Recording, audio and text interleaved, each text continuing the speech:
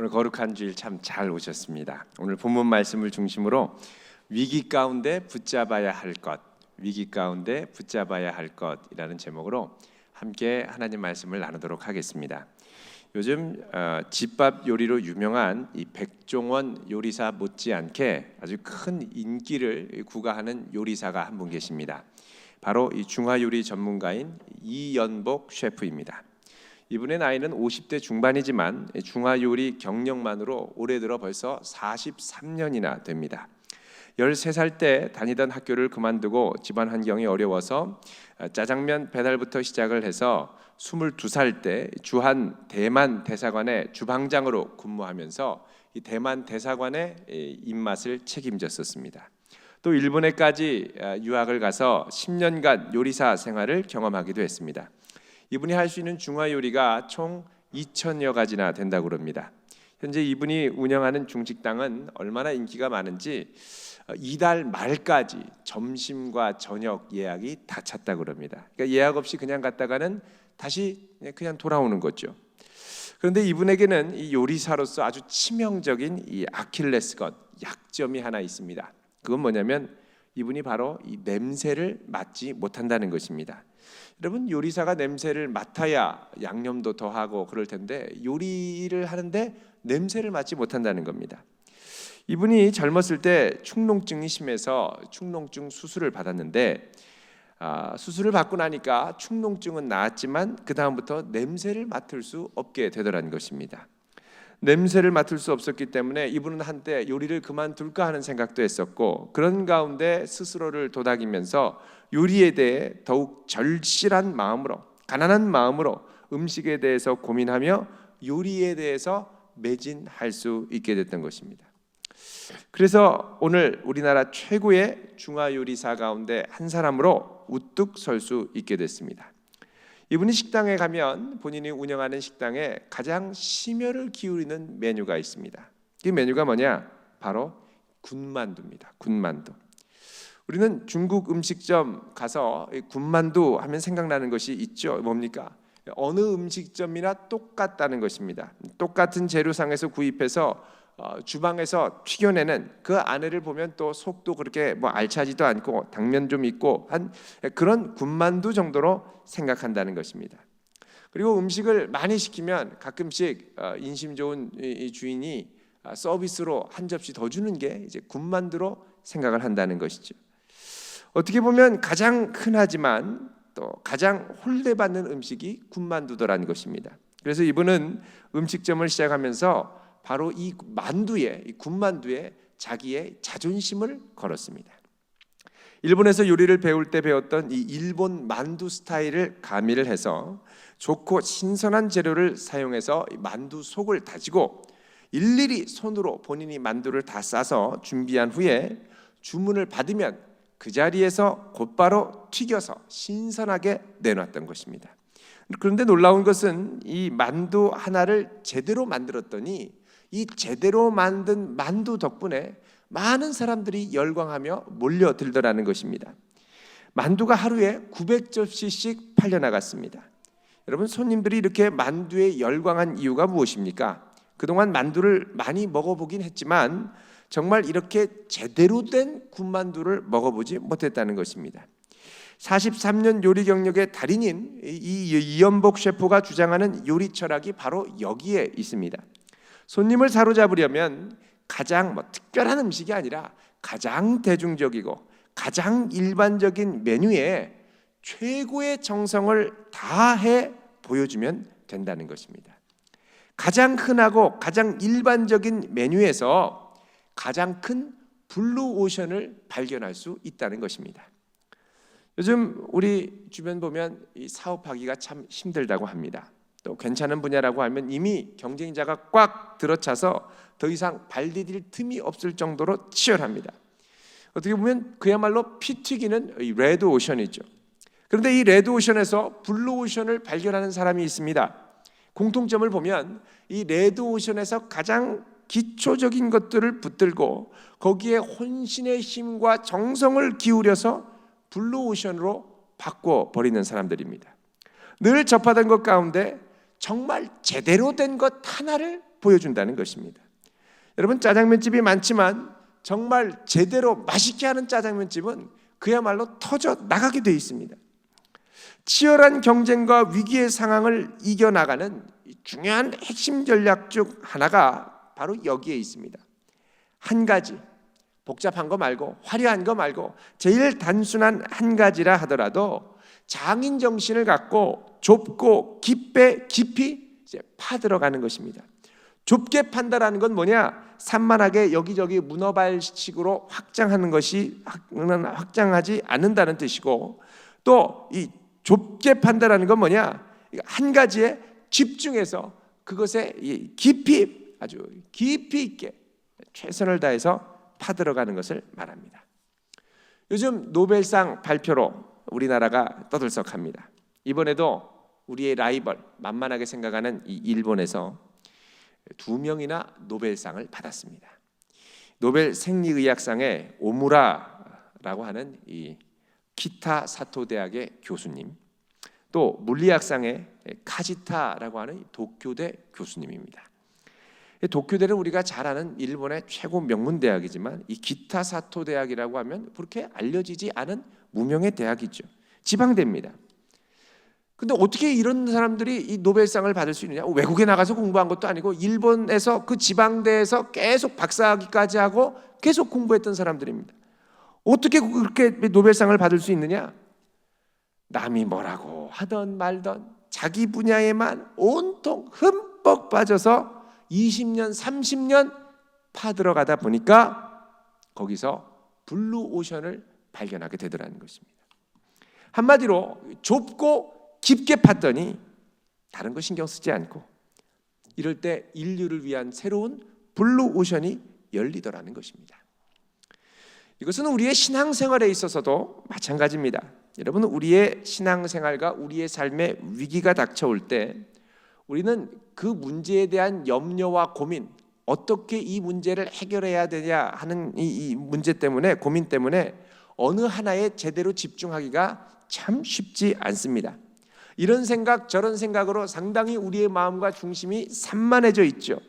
그런데 이렇게 이 염려와 걱정으로 고민하다 보면 정말 내가 제대로 붙들어야 할 것 하나를 제대로 붙들지 못하다가 결국은 위기의 소용돌이 속에 더 깊이 빠져들게 되더라는 것입니다. 사실 이럴 때 우리가 정말 붙들어야 할 것 많이도 아닙니다. 단순한 그 한 가지를 제대로 더 깊이 붙들 수 있는 역량이 우리에게 요구된다는 것입니다. 오늘 본문에 나오는 야곱이 그랬습니다. 우리가 지난주까지 살펴본 야곱의 인생을 보면 야곱은 그야말로 인생의 큰 파도 하나를 넘어갔습니다. 그 탐욕스럽고 교활한 삼촌 라반으로부터 벗어나서 서로를 침범하지 않겠다는 이 경계선까지 명확하게 세우고 드디어 20년 만에 라반의 손아귀에서 벗어났습니다. 물론 이렇게 하기까지는 전적으로 하나님의 개입하심과 도움이 있었습니다. 그런데 오늘 본문에는 산 너머 위기를 극복하자 또 다른 위기가 크게 기다리고 있음을 보여주고 있습니다. 그것은 바로 새롭게 들어서게 된 이 야곱의 고향 땅, 약속의 가나안 땅에 들어서자마자 그동안 야곱을 향하여 분노의 칼을 갈고 있던 형 에서를 직면해야 한다는 사실입니다. 아마도 야곱은 형 에서를 이제 생각만 해도 아마 속으로 움찔하고 머리털이 쭈뼛쭈뼛 섰을 것입니다. 20년 전에 자기가 형을 속여서 장자권을 빼앗자 형이 이를 갈면서 피눈물을 흘리면서 이렇게 선언했습니다. 아버지 돌아가시면 이놈은 당장 내 손으로 죽여버리겠다. 그러면서 야곱을 보는 눈초리가 장난이 아닙니다. 매섭게 째려보고 아침에 막 야곱이 자는데 장막에 팍 들어가서 쓱 문을 열면서 누구야? 그러면 You shall die. 그리고 싹 사라지고. 제 상상입니다. 날마다 째려보면서 가만두지 않는다는 거죠. 얼마나 간이 콩알만 했었겠습니까? 그 엄마 아빠도 이걸 보고 얘 이렇게 뒀다가는 죽겠다는 걸 안 거예요. 그래서 너 안 되겠다. 빨리 삼촌 집으로 가라. 그래서 간 것입니다. 그러니까 형 피하려고 20년을 거기서 또 라반이라는 고약한 삼촌 때문에 고생하다가 왔는데, 이제 자기가 20년 동안 애써 잊고 회피하며 지냈던 그 무시무시한 복수의 칼을 갈고 있던 형을 직면하러 오게 되는 것입니다. 자, 3절 말씀에 보면 뭐라 그러냐, 이렇게 말씀을 합니다. 32장 3절에 보면 야곱이 세일 땅 에돔 들에 있는 형 에서에게로 자기보다 앞서 사자들을 보냈다 말씀합니다. 여기 보면 세일 땅 에돔 들이라고 되어 있습니다. 여러분, 이 세일이라는 말, 쉐일이라고 하는 히브리 말하고 샤일이라는 말, 쉐알이라고 하는 말과 이 말이 비슷합니다. 이게 말은 똑같아요. 똑같은 단어인데 그 모음이 조금 다를 뿐입니다.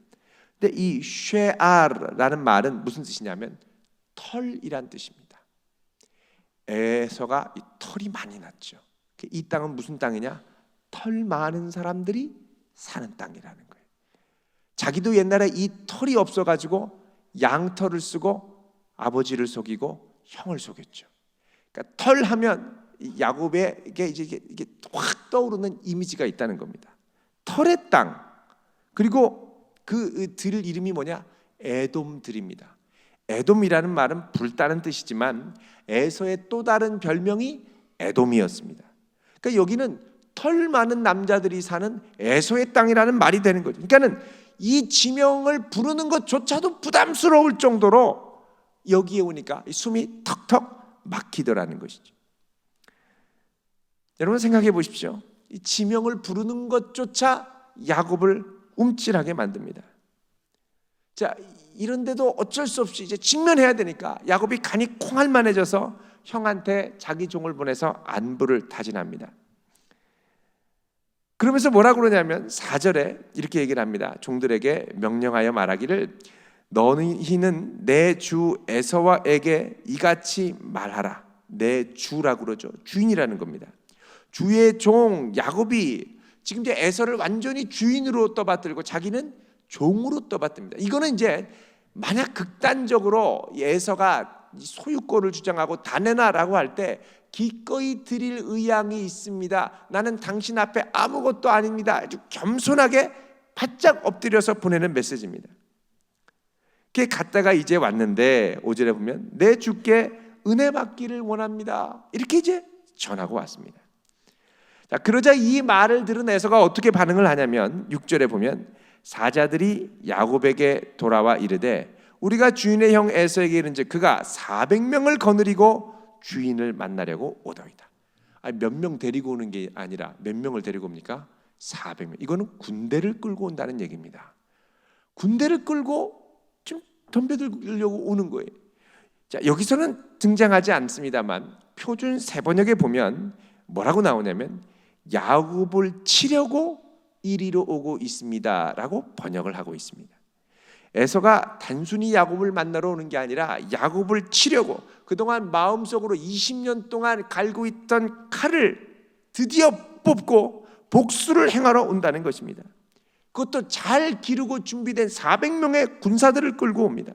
자, 여기 오면 잘 될 줄 알았는데 라반으로부터 위기를 벗어나자마자 또 다른 위기가 야곱을 삼키려고 찾아오고 있습니다. 마음 같아서는 도망가고 싶죠. 그렇다고 도망갈 수 없습니다. 도망가면 경계선을 넘어서 또 어디로 가야 됩니까? 삼촌 라반한테로 가야 되는데 라반한테 또 돌아가면 이전과는 상상할 수 없는 또 다른 잔인한 방법들로 횡포로 야곱을 얽어맬 것이기 때문에 갈 수도 없습니다. 결국 어떻게 하든지 여기서 해결을 볼 수밖에 없다는 것이죠. 근데 문제는 뭐냐? 해결 방법이 보이지 않습니다. 막막한 거예요. 7절 보십시오. 야곱이 뭐라 그러냐? 같이 읽어보겠습니다. 시작. 야곱이 심히 두렵고 답답하여 자기와 함께한 동행자와 양과 소와 낙타를 두 떼로 나누고. 자, 야곱이 어떻게 두렵습니까? 심히 두려운 거예요. 무지무지 무서운 거예요. 그리고 답답합니다. 그 문제를 어떻게든 해결해야 되겠는데 이 방법이 보이지 않고 답답합니다. 그래서 겨우 생각해낸 게 뭐냐? 자기의 소유와 가족들을 두 떼로 나누자는 거예요. 두 떼로 나누면 어떡하냐? 한쪽이 와서 에서가 우리 둘 떼 중에 한 떼를 먼저 치면 나머지 떼는 도망갈 수 있다는 거예요. 절반이라도 건지자, 이 생각을 하는 거죠. 근데 여러분, 에서가 한 떼를 치고 도망갔다고 해서 그 못 따라잡겠습니까? 라반도 이 야곱 가족이 도망갈 때 따라잡았는데 에서가 따라잡는 건 식은죽 먹기죠. 그게 만만치 않다라는 겁니다. 자, 야곱이 라반을 상대하면서 속이 많이 성숙하고 변화가 됐습니다만 여전히 위기 가운데 드러나니까, 위기 가운데 닥치니까 이전에 자기가 갖고 있던 교묘하고 약삭 빠르고 잔머리를 굴렸던 그 기질은 그렇게 많이 없어진 것 같지 않습니다. 다시 살아납니다. 자, 야곱의 이런 대처 방법으로 계속 간다면 야곱은 정말 붙잡아야 될 거를 붙잡지 못하고 산만하게 이것저것 돌다리만 두드리다가 결국은 커다란 위기에 처하게 될 것이라는 겁니다. 그러면 야곱은 무엇을 붙잡아야 되겠습니까? 오늘 말씀을 자세히 관찰하면 32장 전체를 아주 선명하게 이 하나님의 인도하심의 궤적이 야곱의 삶에 펼쳐지고 있음을 보여주고 있습니다. 그런데 야곱은 이렇게 펼쳐지는 하나님의 인도하심을 제대로 이렇게 캐치해서 붙잡고 있지를 않더라는 것입니다. 자, 이렇게 반복적으로 하나님께서 야곱에게 오늘 32장 가운데 자꾸 이제 나타나시는데 그 이유는 뭐냐? 야곱이 정말 붙들어야 될 건 좁고 깊게 파야 할 길이지 절대 인간적인 방법으로 잔머리를 굴려서 산만하게 문어발식으로 확장하는 게 다가 아니라는 것을 보여주시기 위해서입니다.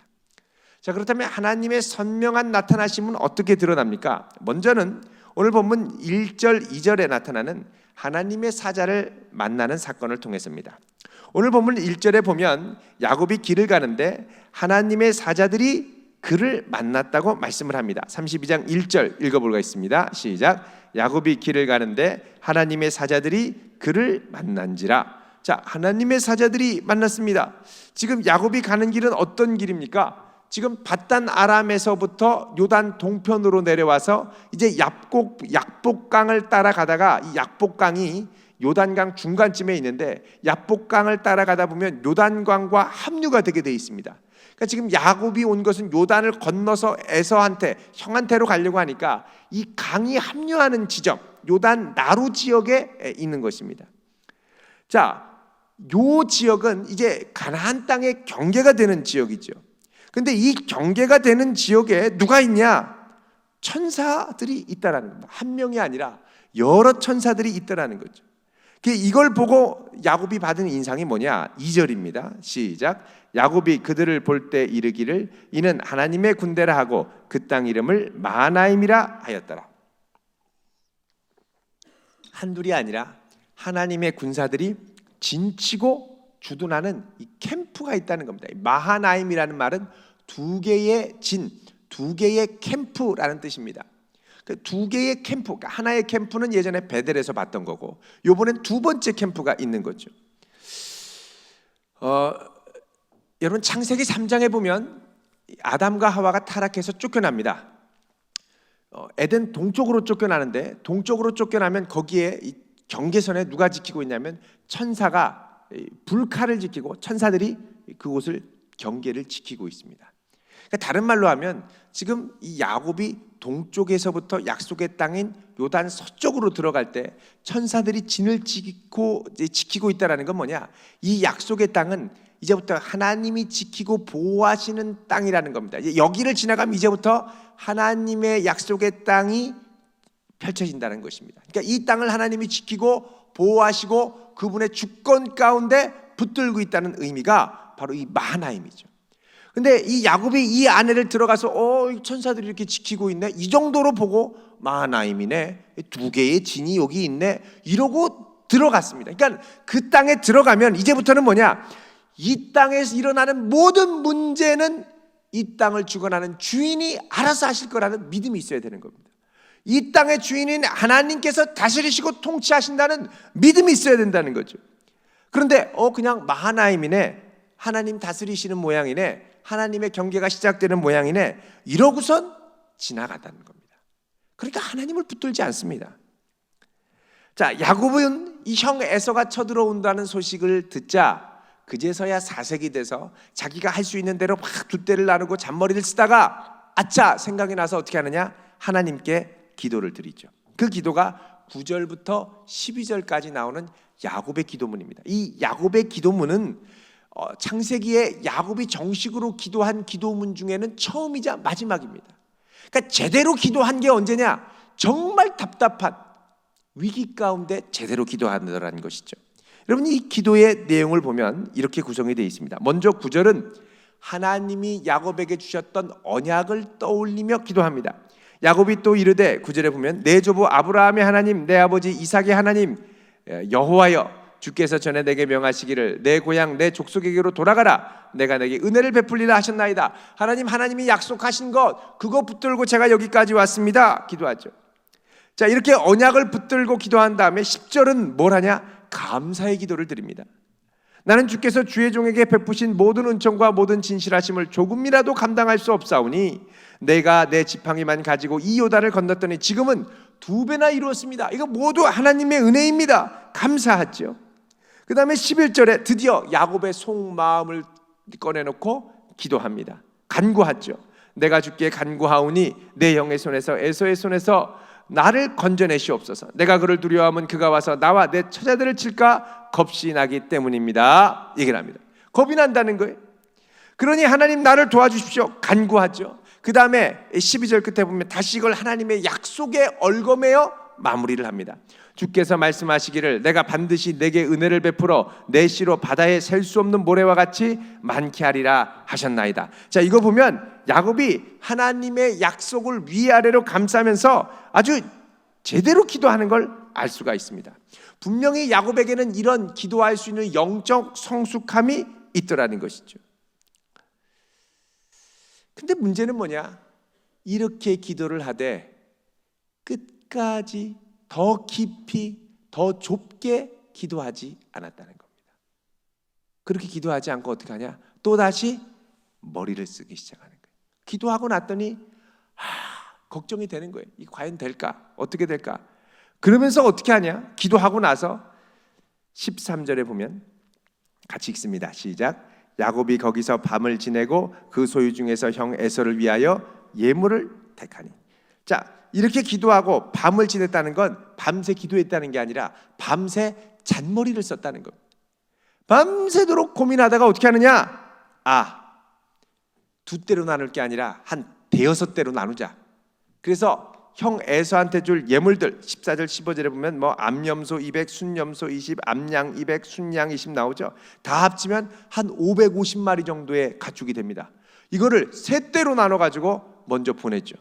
한때 보내고 한참 거리를 떠서 또 보내고 또 한참 떠서 또 보내고 그 다음에 또 기타 예물들 한 2대 3대 더 보내고 한 5-6대의 사신들이 앞서가는 겁니다. 왜 이렇게 가냐? 20절에 얘기하죠. 읽어보겠습니다. 시작. 또 너희는 말하기를 주의 종 야곱이 우리 뒤에 있다 하라 하니 이는 야곱이 말하기를 내가 내 앞에 보내는 예물로 형의 감정을 푼 후에 대면하면 형이 혹시 나를 받아주리라 함이었더라. 아니 왜 이렇게 했느냐? 야곱이 머리를 쓴 거예요. 이렇게 하면 형이 나에 대한 감정이 서서히 누그러들지 않을까? 여러분, 이 요즘에도 이 뇌과학자들이 연구를 많이 하죠. 이 뇌과학자들이 연구를 하면서 특히 한국 사람들이 버럭하고 화를 참 잘 냅니다. 이렇게 버럭하고 화낼 때 뇌를 찍어본 거예요. 뇌를 찍어봤더니 버럭하고 화를 낼 때 두뇌에서 아드레날린과 같은 이 스트레스 호르몬이 확 쏟아져 나와가지고 논리적인 판단을 할 수 있는 이 전두엽을 순간적으로 마비시키는데 이 아드레날린이 한 15초 만에 최고의 농도로 두뇌에 분비가 된다는 거예요. 그러면서 분노가 팍 폭발하는 거죠. 그러니까 어떤 사람이든 확 열났을 때 조금만 건드리면 15초 동안은 이제 아무것도 안 보이는 거예요. 이제 눈에 뵈는 게 없는 거죠. 눈에 뵈는 게 없을 때 눈에 뵈는 게 없다고 막 덤벼들면 큰일 납니다. 폭탄 터지는 거예요. 15초 동안 아무것도 안 보이면 어떻게 해야 되느냐?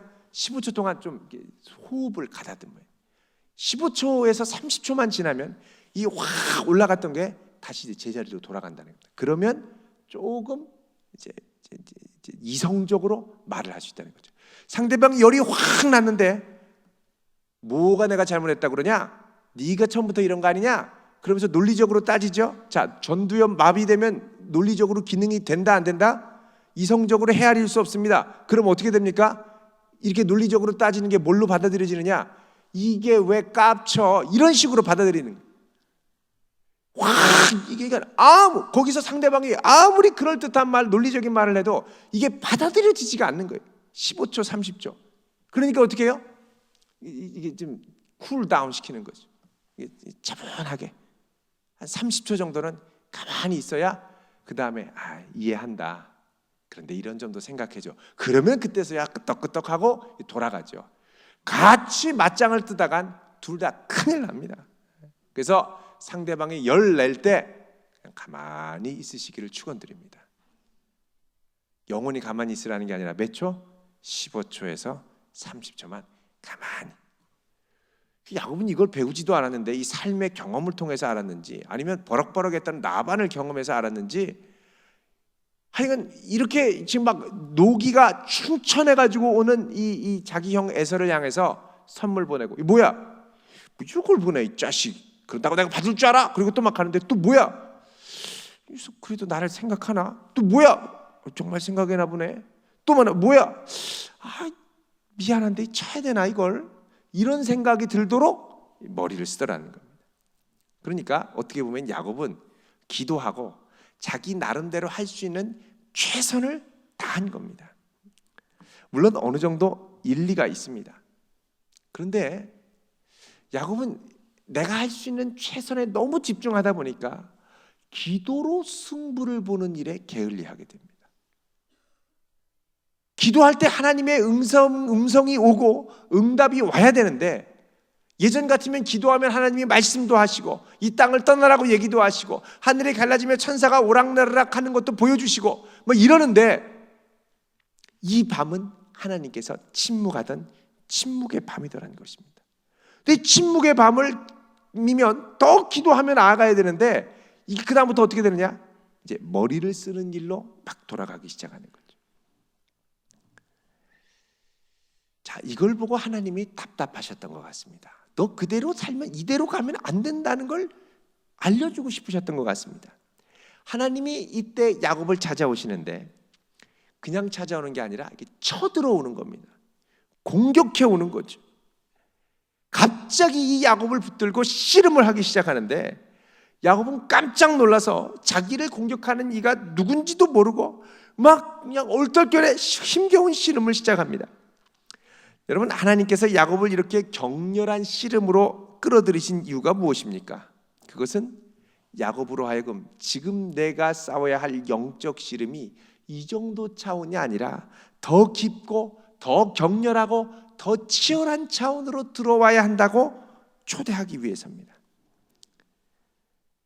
그냥 야곱이 형 불안해가지고 잠시 이렇게 격식을 갖춰서 화려한 미사역으로 형식을 갖춰서 언약, 감사, 간구, 언약 뭐 이렇게 기도하는 게 아니라 정말 목숨 걸고 하나님이 원하시는 수준까지 기도의 씨름을 하도록 하나님이 끌어당기기를 원하셨다는 겁니다.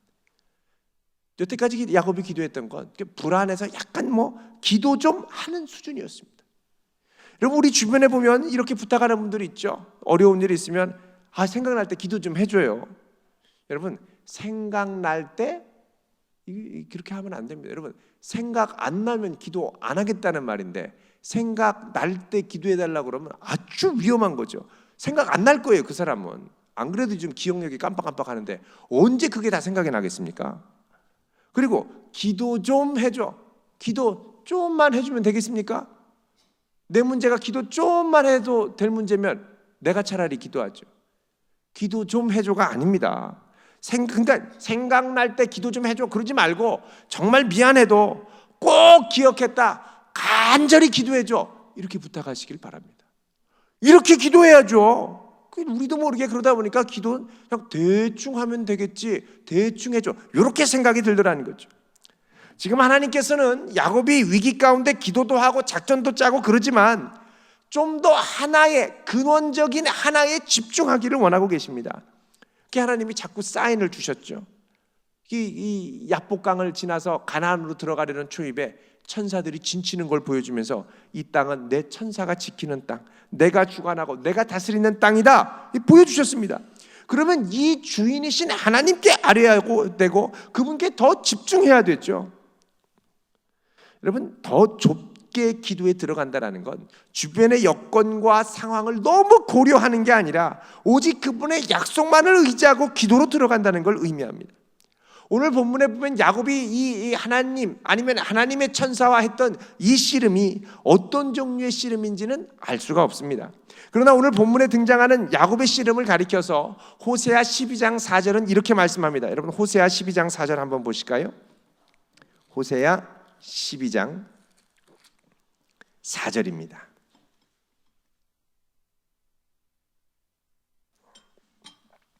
전반부만 읽어보겠습니다. 시작. 천사와 겨루어 이기고 울며 그에게 간구하였으며. 자, 이 기도의 내용이, 씨름의 내용이 이거라는 거죠. 천사와 겨루어 이기고 울며 그에게 간구하였다. 그러니까 이게 하나님께 울며 불며 생명을 걸고 목숨을 걸고 기도했다는 거예요.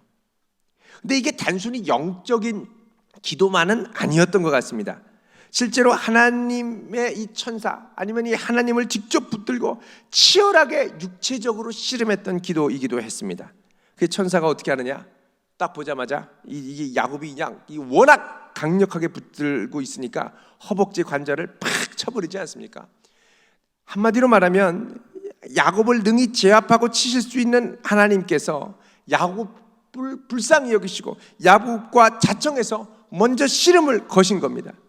이미 허벅지 관절이 손상됐습니다. 그런데도 야곱이 씨름하다 보니까 이제 내가 죽자 살자 매달리고 붙들어야 할 분은 이분밖에 없다라는 생각이 확연하게 들기 시작하고, 그러니까 어떻게 해요? 이분을 꽉 붙들고 놔주지 않는 거예요.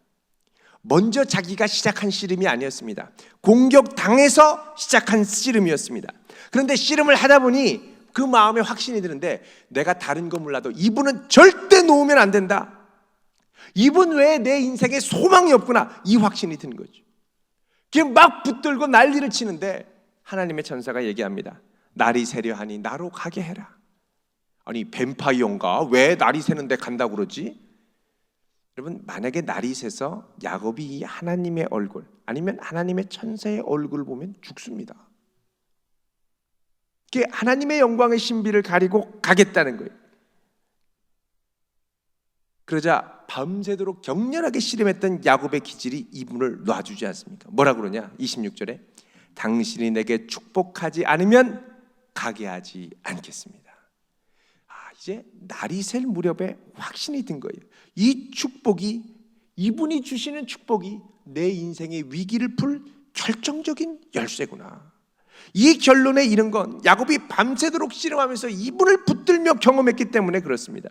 그러자 이 하나님께서 하나님의 사람, 하나님의 천사, 누군지 모르지만 야곱의 이름을 새롭게 지어주죠. 여태까지 야곱하면 속이는 자, 발꿈치를 잡는 자였습니다. 그런데 이제 새로운 이름은 뭐냐? 이스라엘, 하나님과 겨루어 이긴 자라는 이름을 주십니다. 그리고 새 이름을 주실 뿐만 아니라 그를 축복해 주시죠. 여러분, 하나님이 원하셨던 야곱의 변화가 바로 이런 것이었습니다. 언약의 자손은 정말 하나님 언약만 붙들고 기도의 자리로 진검승부를 내는 사람이 되기를 원하셨다는 것. 이렇게 씨름하고 났더니 야곱도 깨달았습니다. 뭐냐? 내 기도가 이렇게까지 깊이 들어갈 줄 몰랐던 거예요. 기도의 능력이 이렇게까지 강력할 줄 몰랐던 거예요. 내 자신의 기도로 하나님과 이렇게까지 씨름할 수 있다는 것도 새삼스럽게 깨달은 거예요. 인생 앞에 닥친 위기 앞에 내가 드려야 할 기도는 정말 기도 좀 해주세요의 차원이 아니라 정말 그분을 신뢰하며 깊이 있게 씨름해야 할 것임을 깨달았던 것입니다. 기도는 평소에 했지만 이렇게까지 할 수 있는 것인 줄 새삼 깨달았습니다. 여러분, 이렇게 볼 때 우리는 우리의 신앙을 좀 더 깊이 좁게 팔 수 있어야 됩니다. 말씀도 그렇습니다. 여러분, 말씀 우리가 매일 보고 듣고 알지만 더 깊이 깊이 파야 됩니다. 그래서 이 말씀이 나를 완전히 사로잡는 변화에 이르기까지 파볼 수 있어야 됩니다. 이렇게 보면 우리가 지금 이 정도 깊이로, 이 정도 믿음의 깊이로 안주해서는 안 된다는 거죠. 근데 우리는 조금만 어렵고 힘들면 염려, 근심이 오면서 온갖 근심, 걱정을 내 머리로 해결하려고 금방 산만해집니다. 여러분, 오늘 하나님께서 야곱에게 가르치기를 원하시는 게 무엇입니까? 이곳은 하나님이 다스리시는 영역이라는 거예요. 이곳에서는 너의 머리와 온갖 이 잔꾀로 문제를 해결하는 것이 아니라 그분의 약속을 붙잡고 기도함으로 문제를 정면으로 돌파해 나가야 되는 곳이라는 걸 말씀하고 있는 겁니다. 단순한 기도가 아닙니다. 더 좁고 깊이 있게 격렬하게 주님 붙들고 씨름하는 기도입니다. 물론 우리 앞에 닥친 인간적인 일들, 해야 할 일들 해야 되겠죠. 그러나 여기에 의지하다가 마음을 빼앗겨서는 안 됩니다. 지금보다 더 깊이, 더 좁게 이 믿음의 씨름을 잘 싸워 나갈 수 있는 그런 거룩한 성도 될 수 있기를 주의 이름으로 축원드립니다. 기도하겠습니다. 거룩하신 하나님, 우리의 삶에